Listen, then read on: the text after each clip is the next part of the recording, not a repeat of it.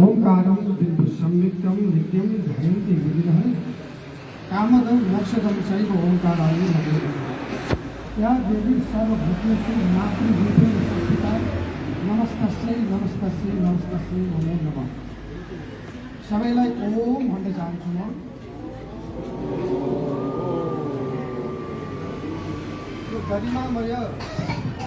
त्यो गरिमामय सभाका सम्मानित सभा अध्यक्ष महोदय, विशिष्ट आमंत्रित व्यक्तित्व विश्व ओंकार महासंघ केंद्रीय अध्यक्ष महोदय, विश्व ओंकार महासंघ सम्बद्ध आबद्ध केन्द्रीय पदाधिकारी साथीहरू,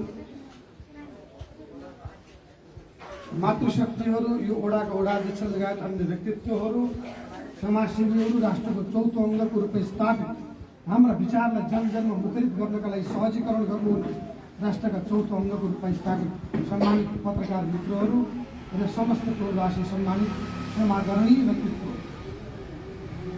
सर्वप्रथम दुःखद घटनाप्रति अत्यन्त विचलित भएर विक्षिप्त भएर हामी काठमाडौँबाट आयौँ। दुःखद घटना नहुने घटना घट्यो।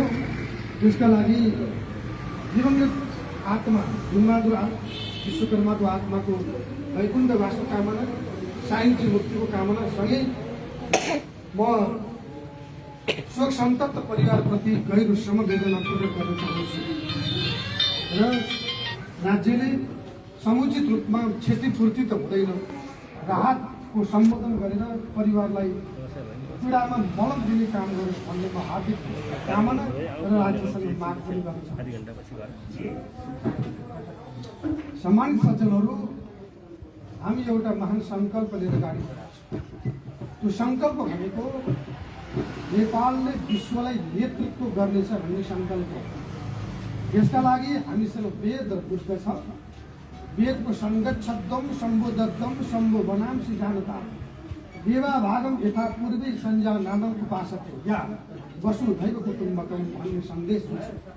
यो सन्देशले के गर्छ भनेदेखि समाजमा कोही पनि उच्च नीच छैन, कोही पनि तलमाथि छैन, सबैमा समानता छ, समताको भाव छ, समताको चिन्तन छ, सबैमा कसैमा भेदभावपूर्ण मान्यता छैन। मनुष्य जन्मदाखेरि दुई रूपमा जन्मन्छ, जन्मदाखेरि सामान्य रूपमा हुन्छ र उसको कर्मले ऊ महान बन्ने हो भन्ने सन्देश वेदले मलाई विकसित गरेको र त्यही दीक्षा आधारित रहेर आफ्नो सन्देशलाई स्वदेश विदेश प्रवाह गर्ने क्रममा अगाडि बढेको सामाजिक अभियन्ताको हैसियतले, आध्यात्मिक कार्यकर्ताको हैसियतले म के भन्न चाहन्छु भने हाम्रो वैदिक दर्शनमा कहीँ पनि विभेदीकरण छैन। हाम्रो वैदिक दर्शनमा छुवाछुत भन्ने विषय छैन। हाम्रो वैदिक दर्शन समताका लागि बनेको दर्शन, एकताका लागि बनेको दर्शन। जबकि जुन दर्शनले ब्रह्माण्ड ब्रह्माण्ड ब्रह्मैव तेन गन्तव्यम ब्रह्म कर्म समाधिना सबै ब्रह्ममय छ भन्ने चिन्तन बोकेको छ। म पत्रकार बन्धुहरूलाई के पनि भन्न चाहन्छु, साथीहरू मार्फत चाहिँ समस्त नेपाली समाजवादी व्यक्तित्वहरूलाई के भन्न चाहन्छु भने हाम्रो वैदिक दर्शनको विषयलाई लिएर अहिले नासामा अध्ययन भएको छ। म 1 महिना मात्र अमेरिकामा अगाडि थिएँ, त्यहाँका केही वैज्ञानिकहरूसँग पनि भेट्ने अवसर मलाई मिल्यो। 1 महिना मात्र अमेरिकाबाट आएको त्यो बिचमा केही नासाका वैज्ञानिकहरूसँग भेट्ने अवसर मिल्यो। त्यो विषयमा के रहेछ भने वेद इज साइन्स, वेद भनेको विज्ञान हो भनेर वेदको अध्ययन गरेर त्यहाँका चाहिँ वैज्ञानिकहरूले यसको पुष्टि गरेर चाहिँ जनजनमा त्यसको प्रचार गरेको मैले पाएँ। हाम्रो यत्रो दर्शन विज्ञानले ओतप्रोत भएको दर्शन, अध्यात्म र विज्ञानको समायोजनको मध्यमार्गी धारबाट चल्ने दर्शनले कहीँ पनि विभेदीकरण गरेको छन् हामीले पाएका छैन। मैले अनेक पुराणहरू वाचन गरेँ, वेदको अध्ययन गरेँ। म विज्ञानको पनि विद्यार्थी, दर्शनको पनि विद्यार्थी, अङ्ग्रेजी साहित्यमा एमए गरेको मान्छे, दर्शन पनि पढ्नुपर्ने, भौतिकवादी दर्शन र अध्यात्मवादी दर्शन सबै दर्शनको अध्ययन गर्दाखेरि सबै दर्शन वेदबाटै सञ्चालित रहेछ, वेदमै आधारित रहेछ भन्ने कुरा मैले पुष्टि गरेँ। म बुद्ध दर्शनको बारेमा पनि प्रवचन गर्ने मान्छे, धम्मपदको बारेमा प्रवचन गर्छु र त्यसमा पनि मैले के पाएँ भने सबै हामी एउटा चाहिँ धम्मपदले पनि के भन्छ भने सङ्घं शरणं गच्छामि, हामी सबै एउटै हौँ, सबै एकै ठाउँमा समाहित छौँ, हामीमा विभेद छैन, हामी त्यसमा समताको भाव छ भन्ने दर्शन जो हामीले बोकेर हिँडेका छौँ। हाम्रो दर्शनमा कुनै विभेदीकरण छैन। केवल शासक प्रशासकहरूले आफ्नो शासन सञ्चालन गर्ने क्रममा यो विभेदीकरणका केही आयामहरू कहिलेकाहीँ संविधान त उल्लेख गरेर कुनै कालखण्डमा यो विषयलाई उजागर गरेर जनजनमा यो विभेदीकरणको चपेटामा नेपाली समाजले ल्याउने काम गरे। यसमा धर्मको न दोष छ, न दर्शनको दोष छ, न शास्त्रको दोष छ। जहाँसम्म केही व्यक्तित्वहरूले मनुस्मृतिलाई आधार मानेर मनुस्मृतिमा विरोध छ भनेर भन्ने गर्छन्। म यहाँहरू मार्फत के भन्न चाहन्छु भने मनुस्मृति पहिलो त हाम्रो धर्म ग्रन्थ हो, मनुस्मृति भनेको विधान हो, संविधान हो। मनु भनेको त्यो बेलाको राजा, हाम्रो चाहिँ विद्वानजनहरू हुनुहुन्छ, हाम्रो दर्शनले 14 मनुको कल्पना गरेको छ। अहिले हामी सङ्कल्प गर्दा भन्छौँ अहिलेको मनु भनेको वैवस्वत मनु हो, पहिलो मनु भनेको स्वयम्भू मनु हो, 14वटा मनुको कल्पना गरेको छ। मनु भनेको अहिलेको संयुक्त राष्ट्र सङ्घको महासचिव जस्तो। त्यो बेला संयुक्त राष्ट्र सङ्घको चाहिँ अहिलेको बडापत्रले विश्व चल्छ भने त्यसै गरिकन मनुको विधानले विश्व चल्ने काम गर्दथ्यो त्यो बेलामा। त्यसैले त्यो बेलामा मनुले चलाएको हजारौँ वर्ष अगाडिको विधान एज इट इज जस्ताको तस्तै अहिले चल्छ भन्ने चाहिँ नेपालको संविधान 7 सालदेखि अहिलेसम्म कतिपल्ट संशोधन भयो, सुधार भयो, परिमार्जन भयो। 47 सालदेखि यता कतिपल्ट संशोधन भयो, सुधार भयो।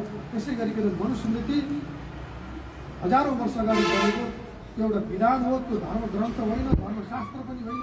त्यसलाई आधार मानेर मनुस्मृतिमा विभेद छ भनेर विधर्मीहरूले हाम्रो देशमा जुन विभेदीकरणको चपेटामा नेपाली समाजलाई रुमन ल्याउने प्रपञ्च भएको छ त्यसको म कडा प्रतिवाद गर्न चाहन्छु। मनुस्मृतिमा विभेद होला, त्यो विधान हो, त्यसलाई संशोधन गर्न सकिन्छ, तर न वेदमा न पुराणमा कहीँ छुवाछुत जन्ने विषयलाई उजागर गरेको छैन, विभेद छैन। र कैले दर्शनले, बुद्ध दर्शनले, ओमकार परिवारले कसैलाई पनि मानवताको आधारमा विभेदीकरण गरेको छैन भन्ने सन्देश पहिला दिन चाहन्छ। अब जहाँसम्म भट्टाको विशेष सम्मानित सज्जनहरू, त्यो भट्टाको दिनदेखि मलाई असाध्यै कुरा बोध भइरहेको। म समानताका लागि हिँडेको मान्छे, छुवाछुत, रूढिवाद, हिन्दू धर्ममा गम्भीर आघात भन्ने नारालाई मुखरित गर्ने, समुदायमा एकताको चाहिँ सन्देश प्रवाह गर्नका लागि जनजनमा एउटा जागरणको साथमा जनजनमा जागृति पैदा गरेर हिँडेको मान्छे। यो घटना घटिसकेपछि र दुर्गा मन्दिर, दुर्गा चोक र चाहिँ यो मन्दिरले विभेद गरेको, त्यस पछाडि गएर समुदायले विभेद गरेर मैले सुने बोका डोराउँदै आएको व्यक्ति बोका ल्याएर बलि दिने काम गरिएको ठाउँमा त्यो चाहिँ दलितलाई कथित रूपमा चाहिँ म दलित भन्ने पनि शब्दमा प्रयोग गर्न चाहन्छु। शिल्पी समुदायको कुनै व्यक्तिलाई चाहिँ यहाँबाट गलत्याएर फ्याँकिएको र मन्दिर समितिले चुटपुट गर्दाखेरि चाहिँ घटना घटेको कुनै कुरा मेरो मस्तिष्कमा परिसकेपछि म धेरै दिनदेखि मिलाउन सकिनँ। मैले धेरै ठाउँमा समन्वय पनि गरेँ। हाम्रो ओमकार महासङ्घका महासचिव पवन विश्वकर्मालाई मैले 2-3 दिन यहाँ पठाएँ त्यो घटनाको सत्य तथ्य कुरा के रहेछ उजागर गर्नु। अनि हामी त्यहाँ गएर चाहिँ एउटा यदि मन्दिर समितिले विरोध गरेको छ भने पनि हामी त्यो विषयको सतत रूपमा उजागर गर्छौँ। यदि विरोध होइन भनेदेखि सामाजिक सद्भाव फर्मुलाउन कतैबाट पनि पाइने, यसलाई चाहिँ हामी चिरेर अगाडि बढ्छौँ भनेर अनि हामी धेरै दिनको प्रयासरत ढङ्गबाट अगाडि बढ्दाखेरि आज यहाँहरू समक्ष हाम्रो अवसर हामीलाई मिल्यो। मलाई यो कुराले अत्यन्त पीडाबोध 3-4वटा विषयले, पहिलो त सामाजिक सद्भाव खलबलिने भयो भन्ने हिसाबमा, दोस्रो धर्मलाई दोष आयो, तेस्रो मन्दिरलाई दोष आयो।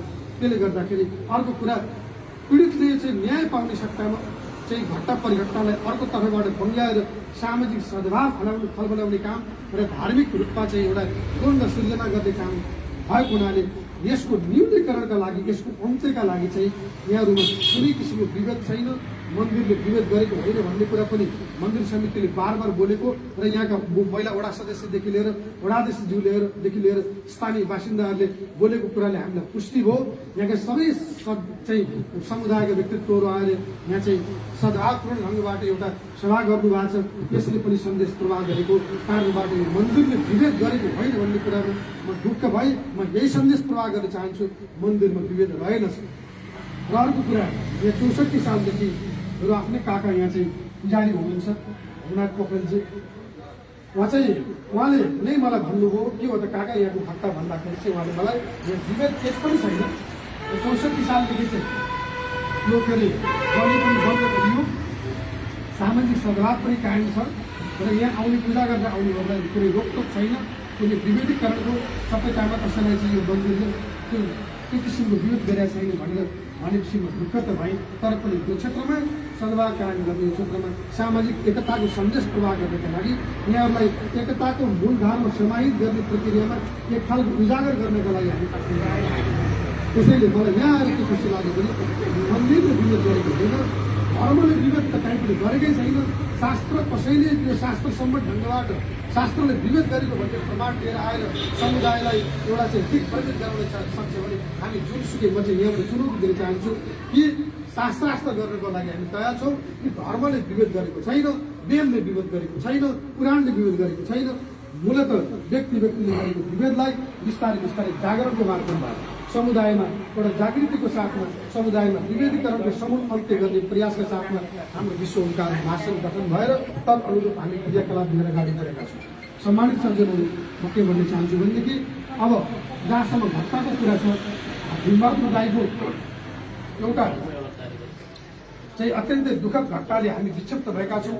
शोक सन्तप्त परिवारमा पुनः हामी संवेदना जाहेर गर्न चाहन्छौँ र हामी सिधो यहाँको जिल्ला प्रशासन कार्यालयदेखि लिएर चाहिँ प्रशासनिक प्रमुखहरू कहाँ गएर कमसेकम घटनाको सत्य तथ्य छानबिन गरेर छिटोभन्दा छिटो यो सन्देश चाहिँ जनमानसमा पुर्याउनु जरुरी छ भनेर उहाँहरूलाई हामीले भन्न उचित ठानेर हामी त्यहाँ पनि जाँदैछौँ। किनभने प्रशासनले सत्य तथ्य रूपमा चाहिँ घटनाको उजागर नगरिदिँदाखेरि विभिन्न किसिमबाट चाहिँ विधर्मीहरूको चलखेलले गर्दा यहाँ चाहिँ धार्मिक द्वन्द्व छ, धार्मिक विभेदीकरण भयो भनेर एक किसिमको मिडियामा बार बार गइरहेको छ।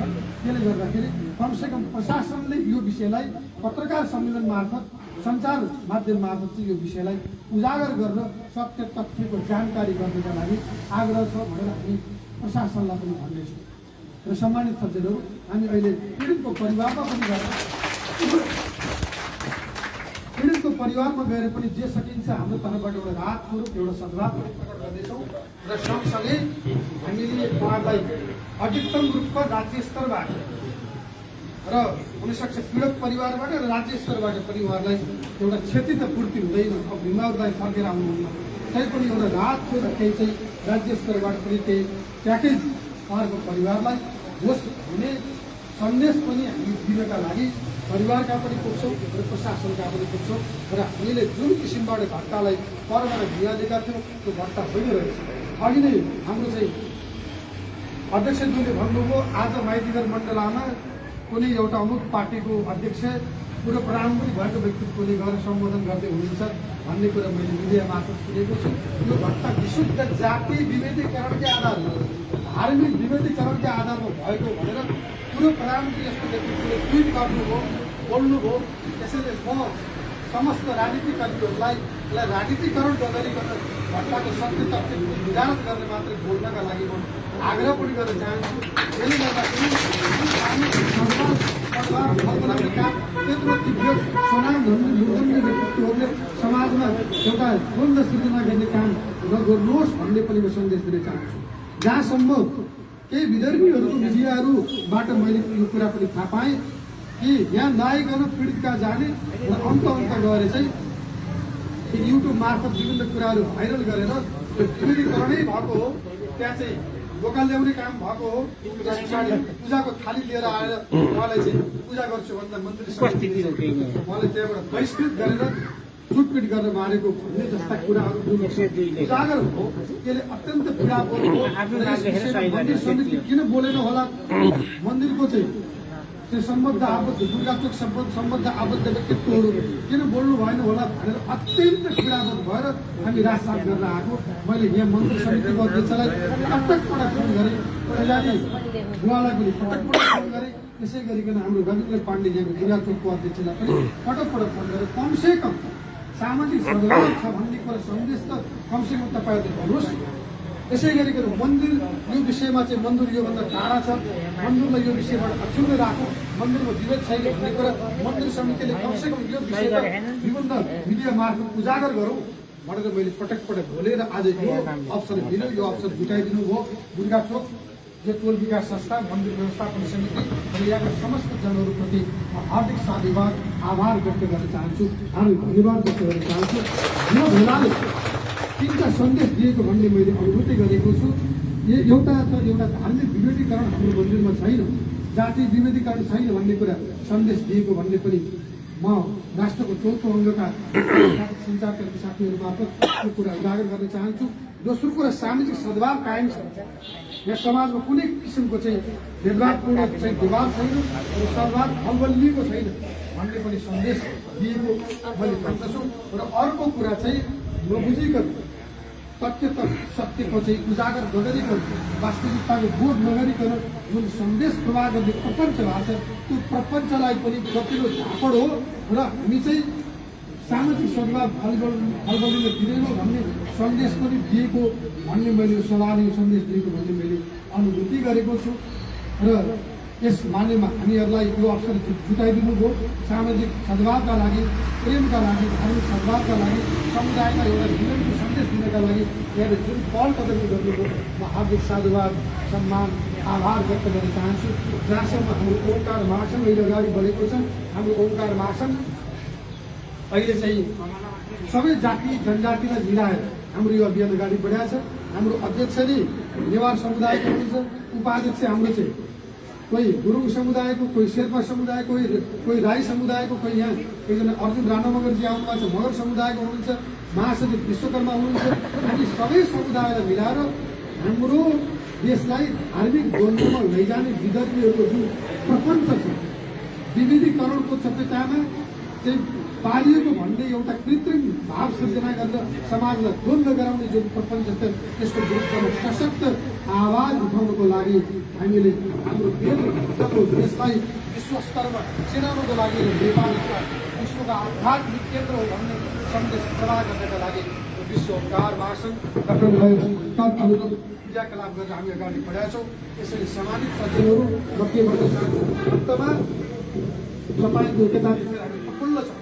हामी यही सन्देश लिएर हामी प्रशासनिक प्रमुखहरूका पनि जानेछौँ। यही सन्देश लिएर हामी नेपाल सरकारका चाहिँ उच्च स्तरीय नेतृत्वहरूका जानेछौँ। यही सन्देश हाम्रो मिडिया मार्फत हामी प्रचार गर्नेछौँ र एकताले आजको दिनले कुनै विभेदीकरण छैन भन्ने सन्देश प्रवाह गर्यो। र जहाँसम्म भिन्नवादमा गएको कुरा छ उहाँलाई समुचित रूपमा राहत दिने, समुचित रूपमा राज्यले सम्बोधन गर्न तपाईँहरू सबैले यो आवाज मुखरित गर्नुहोस्। किनभने उहाँ हाम्रै समुदायको व्यक्तित्व हुनुहुन्छ, हाम्रै परिवारभित्रको व्यक्तित्व हुनुहुन्छ, हाम्रै टोल छिमेकका आदरणीय दुःख सुखमा साथ दिने व्यक्तित्व हुनुहुन्थ्यो। त्यसैले गर्दाखेरि उहाँको परिवारलाई पनि एउटा सद्भाव जन्ने भाव यो दुर्गा टोल विकास संस्था लगायत भरतपुर चाडले विशेष सम्बन्धकारी भूमिका निर्वाह गर्नेछ भन्ने सन्देशको साथमा यहाँहरू सबैमा हार्दिक साधुवाद, सम्मान, आभार व्यक्त गर्दै हामी एकतामै सङ्घीय शक्ति कलौलिँदै भन्ने हाम्रो दर्शनले गरेको छ। एकतामा नै बल छ। त्यसैले सामाजिक सद्भाव नखलबलियोस् र कुनै राष्ट्रिय स्तरका मिडियाहरूले पनि यो चाहिँ विभेदीय आधारमा चाहिँ यो हत्या भएको भन्ने सन्देश प्रवाह गर्नुभयो। त्यसलाई सत्य तथ्य बुझेर मात्रै त्यो विषयको उजागर गरिदिनु भए समाज दिग्भ्रमित हुने थिएन, समाजमा विभेदीकरण अन्त्य हुने थियो। हाम्रो राष्ट्रको चौथो अङ्गको रूपमा स्थापित सञ्चार जगतले वास्तवमा सामाजिक सद्भाव नखलबलिने, समुदायमा मिलन हुने, समुदायमा एकताको सन्देश प्रवाह हुने खालको चाहिँ समाचार सम्प्रेषित गर्दाखेरि त्यसले समाज एउटा एक ढिक्का भएर अगाडि बढ्दैछ। तद अनुरूप पनि गम्भीर विचार गर्नका लागि म सञ्चारकर्मी साथीहरूलाई हार्दिक अनुरोध गर्न चाहन्छु। उहाँहरूले समय दिनुभयो, उहाँहरू पनि आउनुभयो दुःख गरेर। यहाँहरू सबै प्रतिमा हार्दिक सद्भाव, साधुवाद अनि हार्दिक साधुवाद, धन्यवाद, आभार चाहन्छु। र मन्दिर समितिले पनि यो विषयलाई अलिक गहन ढङ्गबाट, सघन ढङ्गबाट यो मन्दिरमा विभेद छैन भन्ने कुरा आगामी दिनमा पनि क्रियाकलापको माध्यमबाट र विभिन्न सन्देश प्रवाह गरेर यो विषयलाई उजागर पक्कै गर्दैछ भन्ने मैले पूर्ण विश्वास लिएको छु। मुख्य कुरा हाम्रो देश भनेको बुद्धको देश हो, शान्तिको देश हो। हाम्रो चाहिँ देश भनेको वेदको देश हो, वेद र बुद्ध नेपालमा जन्मेको हो। मैले एकपल्ट अमेरिका गएर पनि त्यो कुरा बोलेको थिएँ एउटा विश्वविद्यालयमा चाहिँ कार्यक्रममा। वान डे नेपाल वर्ल्ड, एक दिन नेपालले विश्वलाई नेतृत्व गर्नेछ। किनभने नेपाल वेद र बुद्धको देश हो। अहिले जे चलेको छ विज्ञान प्रविधि विभिन्न विचारवाद जुन विचारवाद चले पनि वेद र बुद्धको सन्देशमा आधारित विचार अहिले विश्वले अङ्गीकार गरेको छ। त्यसैले तदनुरूप हामी देशको नागरिक हामी एकदमै निर्भीक भएर हाम्रा निर्धक्कका साथ हाम्रा विचार र दर्शनलाई हामी उजागर गरौँ। हाम्रो एकता, हाम्रो प्रेम, हाम्रो सद्भाव र हाम्रो सामाजिक चाहिँ मिलन यसलाई अझै अक्षुण्ण राखेर यसलाई अझै एकताबद्ध ढङ्गबाट उजागर गर्नु एकदम हामी समतापूर्ण समाज निर्माण गर्नका लागि हामी सबैमा शक्ति प्राप्त होस्।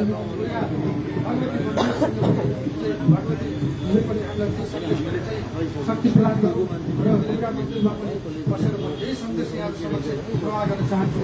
हाम्रो विश्वमा विभेद छैन, हाम्रो विश्वमा सामाजिक विभेद छैन, हाम्रो विश्वमा विभेदीकरणको चट्टामा कोही समुदाय छैन र हाम्रो चाहिँ पवित्र स्थल, धार्मिक स्थल पवित्र छ र यहाँ कुनै विभेद छैन भन्ने सन्देश पनि प्रवाह गरे यहाँ यो भव्य कार्यक्रमको आयोजना गर्नुभयो र यहाँ एकताको सन्देश प्रवाह गर्नुभयो, सामाजिक सद्भावको सन्देश प्रवाह गर्नुभयो।